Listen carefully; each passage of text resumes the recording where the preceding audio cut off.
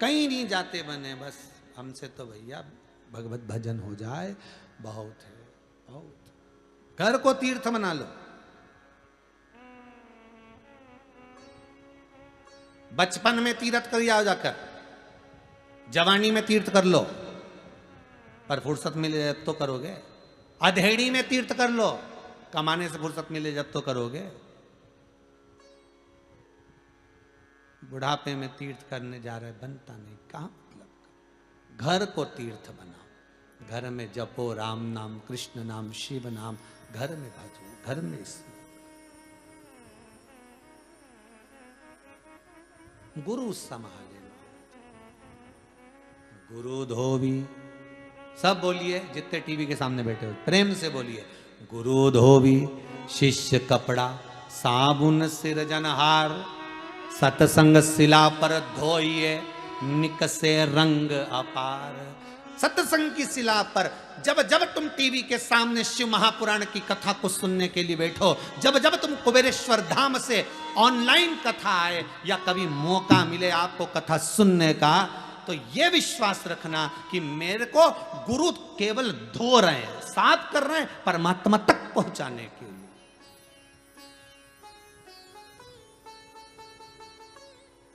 परमात्मा तक भेजने के लिए गुरु ही एक मार्ग है। गुरु वो सीढ़ी है, मार्ग गुरु ही है।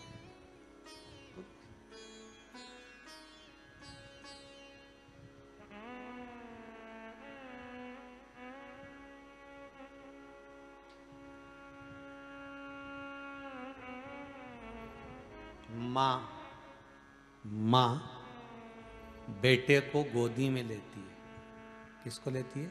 गोदी में। क्यों लेती है? बच्चा मेरी बराबरी का सब कुछ देख सके, गोदी में लेके सब दिखाती है, मेरी बराबरी में बेटा बेटा। पिता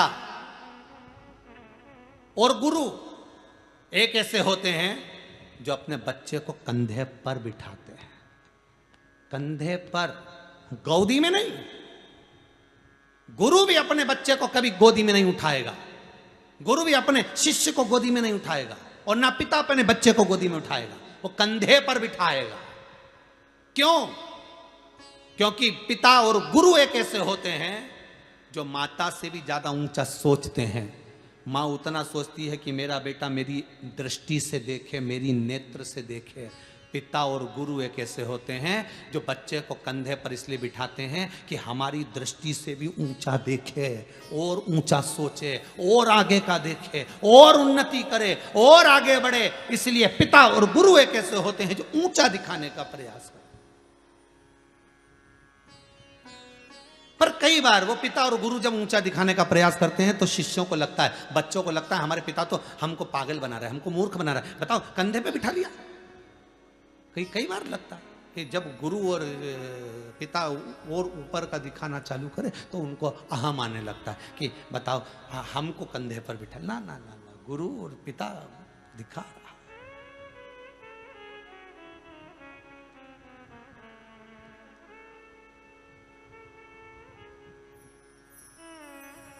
चौथी अवस्था का गुरु है सतगुरु। सतगुरु कैसा होता है? कई लोग कहते हैं क्या गुरु मंत्र लेना जरूरी होता है? हाँ, गुरु मंत्र लेना जरूरी होता है, बहुत जरूरी है। जो दान करोगे वो दान नहीं लगता, भजन करोगे भजन नहीं लगता, पुण्य करोगे पुण्य नहीं लगता। इसलिए गुरु मंत्र का होना जरूरी है, पर यह जरूरी नहीं है कि हर किसी को गुरु बना लो, हर किसी को। इस बुद्धि में भी कोई बैठना चाहिए, इस दिल को भी थोड़ा सा भाना चाहिए, इस मन को भी लगना चाहिए कि हाँ ये गुरु बनाने के लायक है। तब लगे। और जिस दिन गुरु मंत्र लो उस दिन तुम्हारे चेहरे पे इतनी प्रसन्नता होना चाहिए क्योंकि तुम्हारा दूसरा जन्म चालू हो जाता है। दूसरा जन्म। माँ ने एक जन्म दिया, पर गुरु दूसरा जन्म देता है। क्यों? माँ जन्म देती है तो बच्चे को पढ़ाती लिखाती विद्वान बनाकर सर्विस नौकरी धंधा पानी सब करवा देती है, प्रॉपर्टी भी दे देती है माँ। बच्चे को जन्म देती है तो जायदाद भी दे देती है माँ। और एक गुरु जब मंत्र देता है तब प्रॉपर्टी नहीं देता, तब तुमको कुछ देता ना देता, पर मंत्र के साथ में गुरु तुम्हें कैलाश अधिपति शंकर के दरवाजे की चौखट जरूर दे देता है, सीढ़ी बता देता है कि ये स्वर्ग का मार्ग है। यह मंत्र स्वर्ग का मार्ग प्रशस्त करने वाला है। शंभु शरणे पड़ी मांगू घड़ी रे घड़ी दुख काटो, दया करी न दर्शन आपो।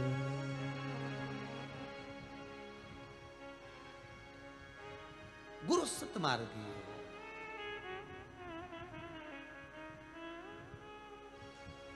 भेजेगा भी तो ऐसी जगह पर जाओ, वहां से कुछ लेकर आना। मार्ग ऐसा बताएगा गुरु कि वो कहीं तुमको निकाल देगा उलझनों से।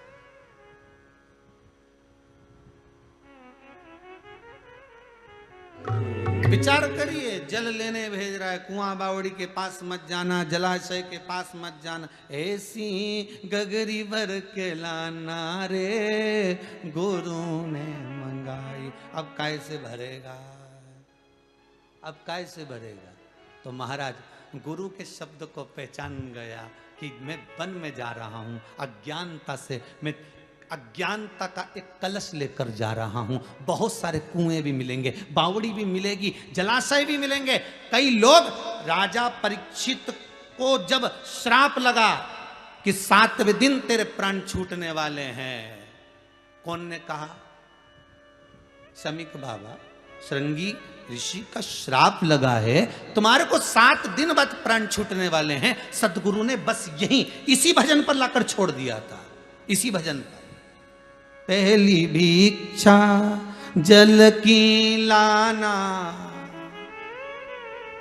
नदी सरोवर पास ना जाना, कुआं बावड़ी छोड़ कर आना, ऐसी गगरी भर के लाना रे गुरु ने मंगाई। ऐसी गगरी भर के लाना रे गुरु ने मंगाई। ऐसी केवल एक गुरु होता है, पिता होता है, कंधे पर भी बिठाकर ऊंचा सोच लेता है। केवल एक गुरु, दूसरा कोई नहीं। केवल एक पिता, दूसरा कोई नहीं। कोई तुम्हें कंधे पर बिठाकर ऊंची दृष्टि नहीं दे सकता, ऊंचा सोचने की समझ नहीं दे सकता। केवल एक गुरु दे सकता है। जाओ।